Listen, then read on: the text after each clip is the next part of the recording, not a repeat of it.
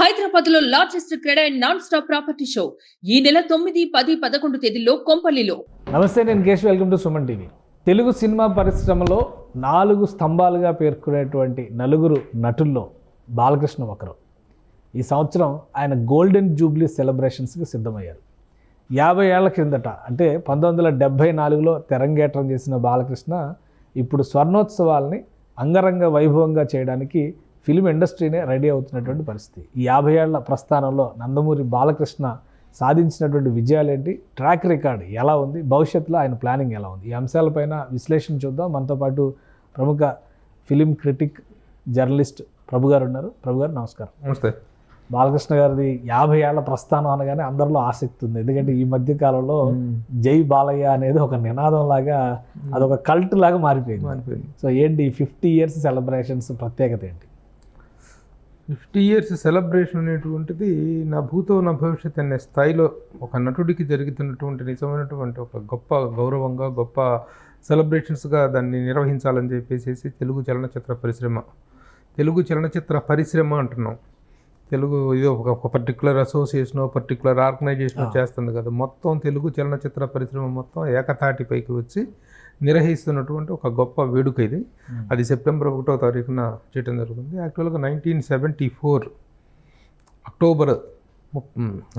August 30వ తారీఖున ఆయన first నటించినటువంటి తాతమ్మ కళ సినిమా అనేటువంటిది రిలీజ్ అవటం, అది బ్యానర్ కూడాను అదే ఇదిలో స్టార్ట్ అవటం, రామకృష్ణ సినీ స్టూడియోస్ బ్యానర్ కూడాను ఆ బ్యానర్తోనే సినిమా స్టార్ట్ అయింది. ఆ బ్యానర్తోనే, ఆ పేరుతోనే స్టార్ట్ అయింది అన్నమాట సినిమా. సో వ్యక్తిగతంగా బాలకృష్ణ గారికే కాకుండా ఆ బ్యానర్ కూడా 50 ఇయర్స్ ఆఫ్ అద్భుతమైనటువంటి జర్నీ ఉంది.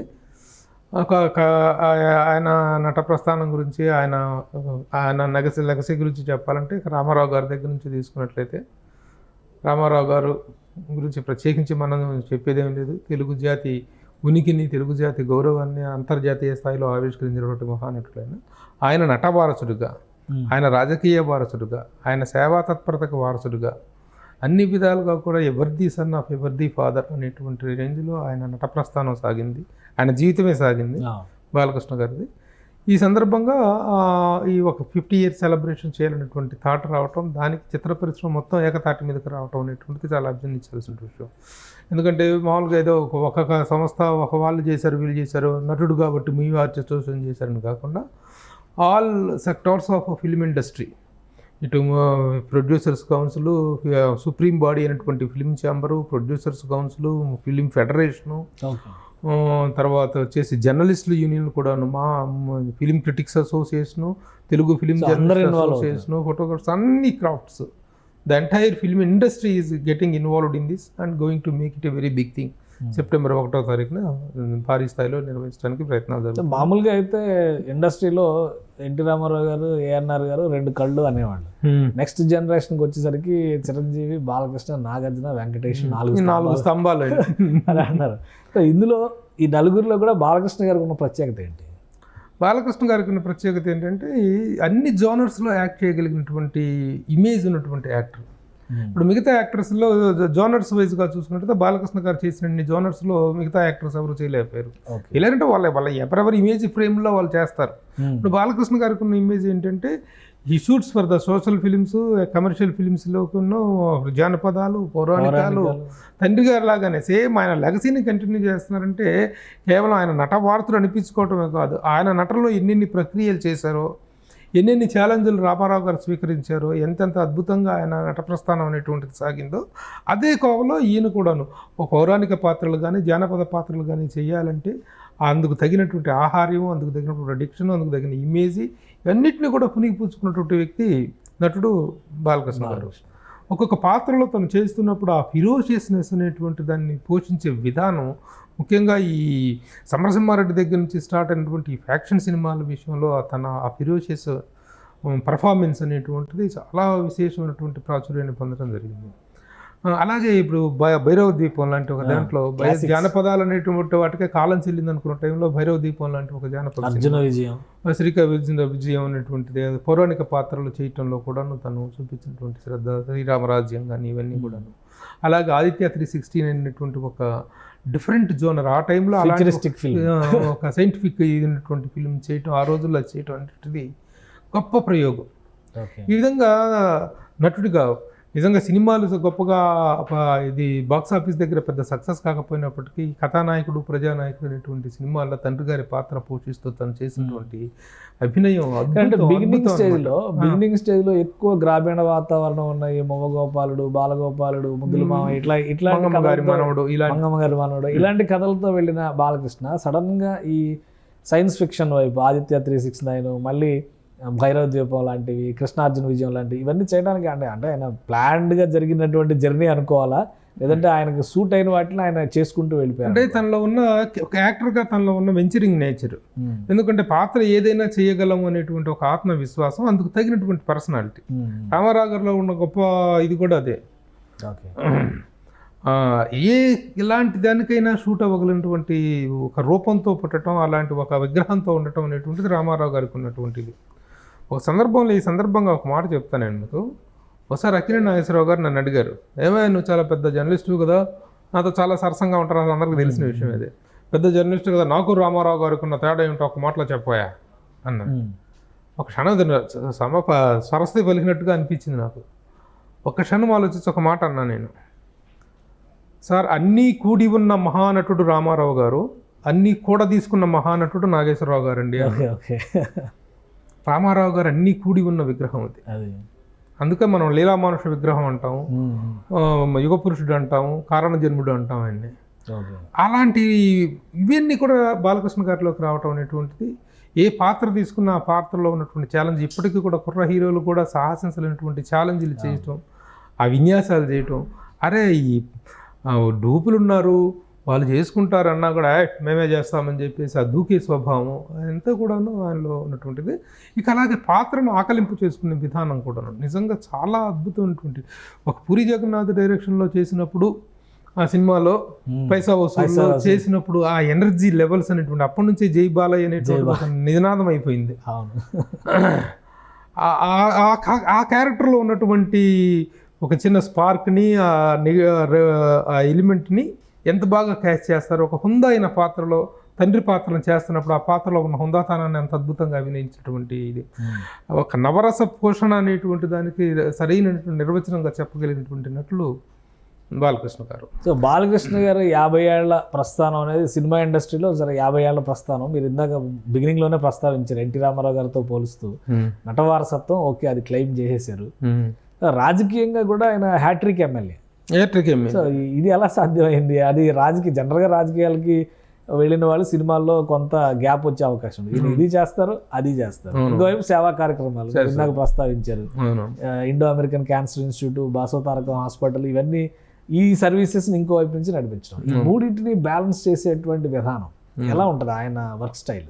వర్క్ స్టైల్ అంటే తను చేయదలుచుకున్న పని మీద ఎవ్వరు ఏ ఇది ఆటంకాలు వచ్చినా కూడా వెనుతిరిగినటువంటి ఒక క్యారెక్టరైజేషన్.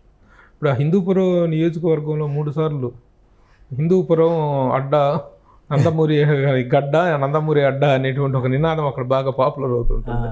విధంగా ఆ నియోజకవర్గానికి సర్వీసు చేయకపోతే ఎంత నటుడైనా కూడాను వాళ్ళు ఎవరు యాక్సెప్ట్ చేయరు. ఆ రోజులు అంతకుముందు అదే హిందూపూర్ నుంచి రామారావు గారు గెలిచారు, హరికృష్ణ గారు గెలిచారు. ఇప్పుడు ఈయన హ్యాట్రిక్ సాధించడం అనేటువంటిది ఎందుకంటే ఆ కాన్స్టిట్యుయెన్సీ తోటి ఆ నియోజకవర్గంతో ఏర్పరచుకున్నటువంటి రాజకీయపరమైన అనుబంధమే కాకుండా కూడా సేవాపరమైనటువంటి అనుబంధం కూడా ఆయన్ని ఆ విధంగా 3 సార్లు హ్యాట్రిక్ ఎమ్మెల్యేగా అక్కడ నిలబెట్టడం అనేటువంటి జరిగింది. హ్యాట్రిక్ చాలామందికి రాజకీయాల్లో చాలామందికి హ్యాట్రిక్స్ ఉన్నాయి, కానీ ఒక సినిమా నటుడు ఈ సినిమాల్లో హ్యాట్రిక్లు సాధిస్తూ పొలిటికల్గా కూడా హ్యాట్రిక్ కావటం అనేటువంటిది రియల్లీ తనకున్నటువంటి ఇదికి ఆ దూకుడు స్వభావమే. ఏదైనా సరే లెక్క చేయకుండా ముందుకు దూకేటువంటి ఆ స్వభావం వల్ల, అలాగే చెయ్యాలి అనేటువంటి సర్వీస్ చేయాలనేటువంటి తపన, దానికి ఏదో ఒక ప్రత్యేకించి ఒక ప్రణాళిక అంటూ తనేమి వేసుకోడు. That is there in my nature నా తత్వంలోనే తన నైజంలోనే ఆ తత్వం ఉంది అనేటువంటి ధోరణిలో వెళ్ళిపోతుంటారు. ఇప్పుడు క్యాన్సర్ హాస్పిటల్ అనేటువంటిది ఈ రోజున భారతదేశం మొత్తం మీద కూడాను ఒక గొప్ప క్యాన్సర్ ఇన్స్టిట్యూట్గా అది డెవలప్ అవటం వెనుక అది బసవతారకం గారి జ్ఞాపకార్థం స్థాపరించబడినప్పటికీ కూడాను మధ్యలో కొన్ని అవరోధాలు ఏర్పడ్డప్పుడు దాన్ని టేకప్ చేసి దాని చైర్మన్గా ఆయన నిర్వహిస్తున్న కార్యక్రమాలు అన్నీ కూడా అభినందనీయంగా వెళ్తున్నాయి. సో ఇండస్ట్రీలో బాలకృష్ణ గారి స్థానం ఇప్పుడు వీళ్ళందరూ గోల్డెన్ జూబ్లీ సెలబ్రేషన్స్లో బాగా అందరూ ఇండస్ట్రీ మొత్తం ఏకమవుతున్నటువంటి తీరు చూసినాక ఇండస్ట్రీలో బాలకృష్ణ గారి స్థానం ఎలా ఉంది, ఆయనకి ఇచ్చేటువంటి రెస్పెక్ట్ కానీ ఆయన విషయంలో ఇండస్ట్రీ చూసేటువంటి విధానం కానీ ఎలా ఉంటుంది? చాలా యూనిక్ ప్లేస్. చాలామంది బాలకృష్ణ గారి మీద ఆయన కొంచెం కోపదారి మనిషి అని, లేకపోతే ఇది ఏదో కోపం వస్తే కొట్టేస్తారు, ఇవన్నీ కూడాను కొన్ని మూమెంటల్గా తీసుకునేటువంటి విషయాలే తప్ప ఓవరాల్గా తనతో వర్క్ చేసినటువంటి వాళ్ళు ఎవరైనా సరే చిన్నపిల్లాడండి, బంగారం అండి అని చెప్పేవాళ్ళు తప్పితే ఆయన నేచురల్గా ఉండేటువంటి చిన్న దూకుడు స్వభావం వల్ల వచ్చేటువంటిది. ఎందుకంటే ఎవడో మీద పడిపోవటం ఈ పబ్లిక్లోనే వచ్చేది ఇది అన్నీ కూడా. పబ్లిక్ మీటింగ్స్కి వెళ్ళినప్పుడు మీద పట్టి చాలామంది కొడితే కూడా ఎంజాయ్ చేస్తారు. చాలామంది సెలబ్రిటీస్కి సెక్యూరిటీ అవసరం లేదు. బాలకృష్ణ కాలు పెట్టాడంటే మాత్రం ఎక్కడో పరిగెత్తడమే. కాబట్టి ఆ భయం, ఆ బెరుకు అనేటువంటిది లేకుండా ఉండేటువంటి ఒక డిఫరెంట్ క్యారెక్టరైజేషన్ ఉంది.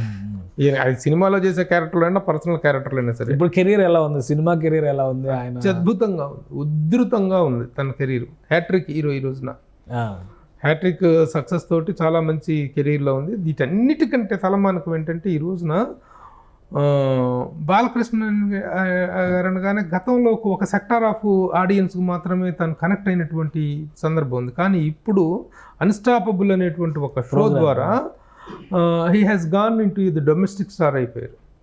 ప్రతి ఇంట్లో కూడా ఆ షోని ఎంజాయ్ చేయని వాళ్ళు అంటూ ఎవరు లేరు. చాలామంది స్టార్స్ చాలా షోలు చేశారు, కానీ ఒక షో ద్వారా ఇండియాలోనే ప్రపంచవ్యాప్తమైనటువంటి రేటింగ్స్లోకి ఒక షో రావటం అనేటువంటిది, దాంట్లో తన యొక్క నిజ స్వభావము, నిజ స్వరూపం అనేటువంటిది బయటికి రావటం నిజంగా అభినందన. తనలో ఎంత స్పార్క్ ఉంది, ఎంత సెన్స్ ఆఫ్ హ్యూమర్ ఉంది, ఎంత తగ్గే స్థానం ఉంది, ఎంత ఎదిగే స్థానం ఉంది అనేటువంటి మొత్తం కూడా అద్భుతంగా ప్రొజెక్ట్ అవ్వటం జరిగింది. సో ఇప్పుడు అన్స్టాపబుల్ అనేటువంటి దాన్ని కేవలం బాలకృష్ణ ఒక అద్భుతమైన ప్రజెంటేషన్ ద్వారానే కాకుండా సినిమా ఇండస్ట్రీలో కూడా ఒక అద్భుతమైన వాతావరణానికి కారణమైందని చెప్పడానికి ఏమాత్రం వెనుకాడాల్సిన అవసరం లేదు. సో కెరియర్ బిగినింగ్లో బాలకృష్ణ గారిని గోల్డెన్ స్టార్ బాలకృష్ణ అనేవాళ్ళు, ఇప్పుడు గోల్డెన్ జూబ్లీ బాలయ్య అవుతున్నారు. గోల్డెన్ జూబ్లీ నెక్స్ట్ ప్లాన్ ఎట్లా ఉండొచ్చు? ఇంకెలా ఉంటుంది? ఇదే ఉధృతి, ఇదే BB4 అంటున్నారు, 109 అంటున్నారు, ఆల్రెడీ సెంచరీ కొట్టిన 109వ సినిమా అండర్ ప్రొడక్షన్లో ఉంది బాబీ డైరెక్షన్లో. ఇంకా BB4 ఒకటి వస్తుంది. ఇక అన్ని సినిమాలు కూడా బాలయ్య బోయపాటి కాంబినేషను అదే. కాబట్టి ఆ ఉధృతి అనేటువంటిది అటు పొలిటికల్గా కానీ ఇటు సినిమా పరంగా కూడా వండర్ఫుల్ కంటిన్యూషన్ అనేటువంటిది ఉంటుంది.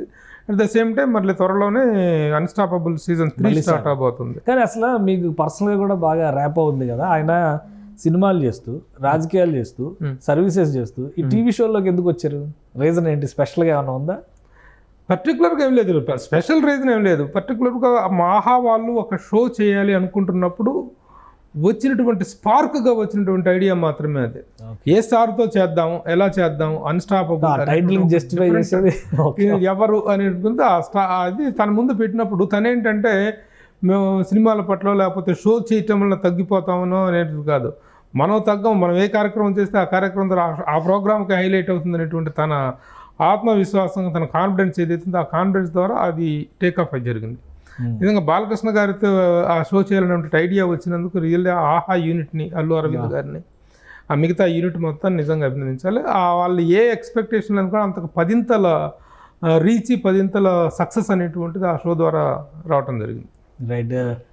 ఈ స్పెషల్ యాక్టివిటీ అంటే గోల్డెన్ జూబ్లీ సెలబ్రేషన్స్కి సంబంధించి స్పెషల్ ఇన్వైటీస్ కానీ, స్పెషల్ అట్రాక్షన్స్ కానీ ఏ ఉండొచ్చు?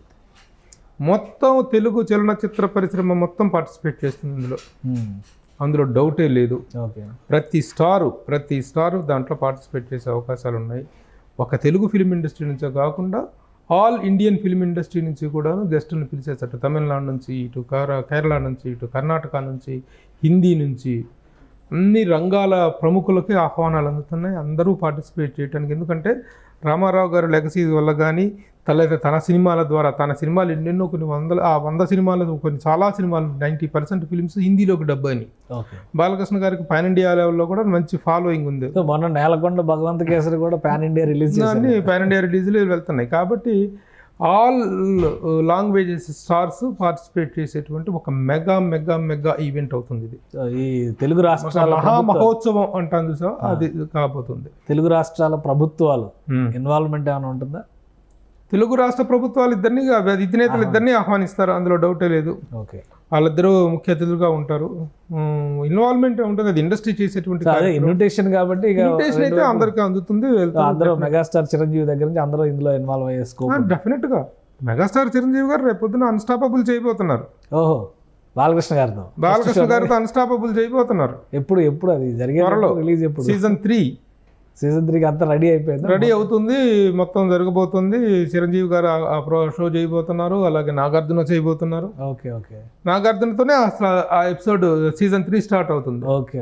అంటే కుబేరా యూనిట్, కుబేరా యూనిట్ తోటి ధనుష్, తాను, నాగార్జున గారు అండ్ డైరెక్టరు వీళ్ళందరూ, శేఖర్ కమ్ముల, ఆ యూనిట్ తోటి ఫస్ట్ ఎపిసోడ్ స్టార్ట్ అవుతుంది. Golden Jubilee second episode of the 3rd season is అనేటువంటిది మెగాస్టార్ చిరంజీవి గారు బాలకృష్ణ గారి కాంబినేషన్ జరుగుతుంది అనేటువంటిది లేటెస్ట్ గా ఆర్టిస్ట్ న్యూస్. రామ్ చరణ్ గారు, పవన్ కళ్యాణ్ గారు, అది వచ్చిన తర్వాత ఎవరెవరిని ఎలా ఇన్వాల్వ్ చేస్తారో, ఫోన్ కాల్స్ తో ఎవరిని తీసుకుంటారో, పవన్ కళ్యాణ్ గారిని తీసుకోవచ్చు, రామ్ చరణ్ తీసుకోవచ్చు, ఇంకా ఎవరెవరు చిరంజీవి గారితో ఎపిసోడ్ అంటే ఎంతమందితోటి అయినా ఆ ఎపిసోడ్ ఇంకా రక్తి కట్టించేటువంటి అవకాశం ఉంది.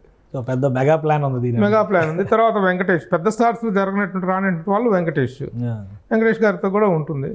సో ఇదివల్ల ఇదేంటంటే అన్స్టాపబుల్ అనేటువంటిది కేవలం ఒక షోగానే కాకుండా, ఒక ఓటీటీ ప్లాట్ఫామ్ నిర్వహిస్తున్నటువంటి షోగానే కాకుండా, ఇండస్ట్రీలో కూడా ఆల్ సెక్టార్స్ ఆఫ్ పీపుల్ని, పొలిటికల్గా కూడాను ఈ రోజున రాష్ట్రంలో వాతావరణం ఎలా ఉందంటే, ఉభయ తెలుగు రాష్ట్రాల్లో వాతావరణం ఎలా ఉందంటే, తెలుగుదేశం పార్టీకి, జనసేన పార్టీకి, కూటమికి, అదే మొత్తం బీజేపీకి, కూటమికి మొత్తానికి కూడాను ఒక అద్భుతమైనటువంటి విజయం ఏర్పడిన నేపథ్యంలో అటు రాజకీయంగా ఏకతాటిపై నడిచే అవకాశాలు ఉన్నాయి, ఇటు సినిమా పరంగా ఏకతాటిపై నడిచే అవకాశాలు ఉన్నాయి. గతంలో చిన్న హికప్స్ లాంటివి, చిన్న అభిప్రాయ భేదాలు కానీ, చిన్న గొడవలు కానీ ఏమైనా జరుగున్నట్లయితే, గతంలో ఏదో బాలకృష్ణ గారికి, పవన్ కళ్యాణ్ గారికి ఏదో చిన్న రిఫ్ట్లు ఉండేవి, అప్పుడు చిన్న గిలికజ్జాలు లాంటివి జరిగేవి అప్పట్లో. అవన్నీ కూడా సమసిపోతున్నాయి. అన్ని కాంపౌండ్లు వైకమై చేస్తున్నటువంటి గ్రేటెస్ట్ ఈవెంట్గా ఇది చరిత్రలో నిలవబోతుంది. అది కెరీర్ పరంగా బాలకృష్ణ గారికి చాలా ఉచ్చ స్థితి నడుస్తుంది. శుక్రమహాదశ అంటారు కదా, అలాంటి ఒక ఉచ్చ స్థితి నడుస్తుంది. మళ్ళీ ఇక్కడ పార్ట్ 2 స్టార్ట్ అయినట్టుగా చూడాలి 50 years తర్వాత.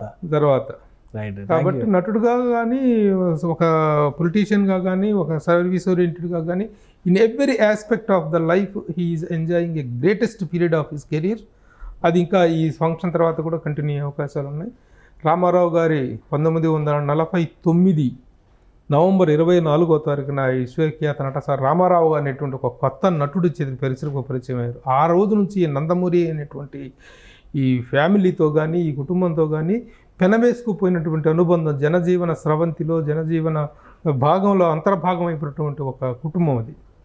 కాబట్టి ఆ లెగసీ అనేటువంటిది అలా కంటిన్యూ అవుతుంది. This is going to become a very good significant day in the history of Telugu film industry. Thank you Prabhu garu, మీ అభిప్రాయాలు తెలియజేస్తుంది. ఇది బాలకృష్ణ నట జీవన ప్రస్థానం పైన స్వర్ణోత్సవానికి సిద్ధమవుతుంది తెలుగు సినిమా పరిశ్రమ. పెద్ద ఎత్తున పరిశ్రమ తరపున ఈ కార్యక్రమాన్ని నిర్వహించడం, ప్రభుత్వ అధినేతలతో పాటు సినిమా ఇండస్ట్రీకి సంబంధించినటువంటి ప్రముఖులందరినీ కూడా ఇందులో భాగస్వాములు చేయబోతున్నారు. అన్నిటికీ మించి ఈ గోల్డెన్ జూబ్లీ సెలబ్రేషన్స్తో పాటు అన్స్టాపబుల్ సీజన్ 3లో స్పెషల్ అట్రాక్షన్స్ ఉంటాయని ప్రభు గారు చెప్తున్నారు. ఇది special discussion. Keep watching. Suman టీవీలో మీ పర్సనల్ అండ్ బిజినెస్ ప్రమోషన్స్ కోసం కింది నెంబర్కి కాంటాక్ట్ చేయండి.